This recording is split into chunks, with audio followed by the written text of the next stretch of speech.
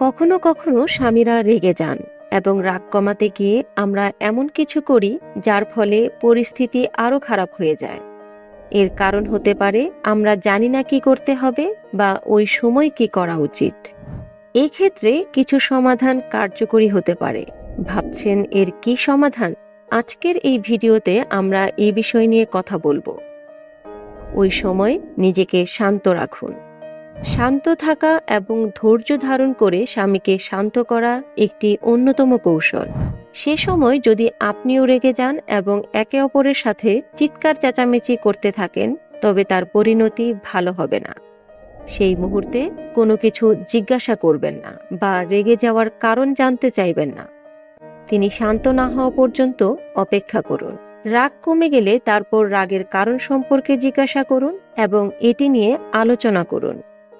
স্বামীর রাগের সময় আপনিও রেগে রেগে জবাব দেবেন না, কেননা আপনার রেগে যাওয়ার ফলে তিনি আরো ব্যাকফায়ার বা রাগান্বিত হবেন। আপনার স্বামীকে একা রাগ করতে দিন। এটি যেন আপনাকে প্রভাবিত না করে সেদিকে খেয়াল রাখুন।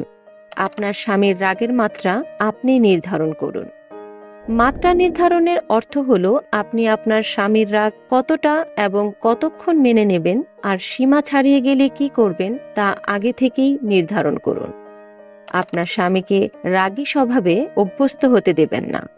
হয়তো আপনি স্বীকার করে নেবেন যে আপনার একজন গরম মেজাজের মানুষ আছে এবং আপনি একই রুটিন নিয়ে আপনার জীবন চালিয়ে যেতে চাচ্ছেন, কিন্তু এটি সত্যি একটি বড় ভুল।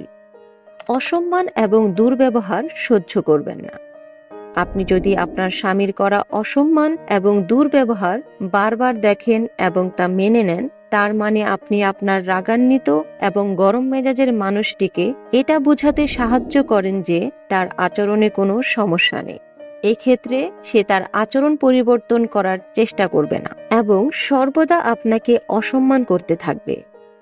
জেনে নিন কখন আপনি আপনার রেগে যাওয়া স্বামীর কাছ থেকে দূরে থাকবেন।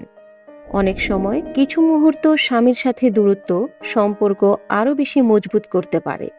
নিশ্চয়ই আপনার স্বামী শান্ত হওয়ার পর ঠিকই আপনার কাছে এসে শান্তভাবে তার সমস্যাগুলি প্রকাশ করবে, কিন্তু একেবারে শুরুতেই প্রশ্ন করা এবং উত্তর জানতে চাওয়া ভালো সমাধান নয়। আপনার স্বামীর আচরণ দ্বারা আপনি প্রভাবিত হবেন না। রাগ অত্যন্ত উচ্চ মাত্রায় হতে পারে।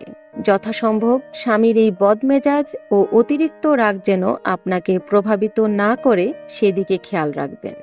পরিবার বিষয়ক সুন্দর সুন্দর তথ্যমূলক ভিডিও পেতে আমাদের চ্যানেলটি সাবস্ক্রাইব করুন। ধন্যবাদ।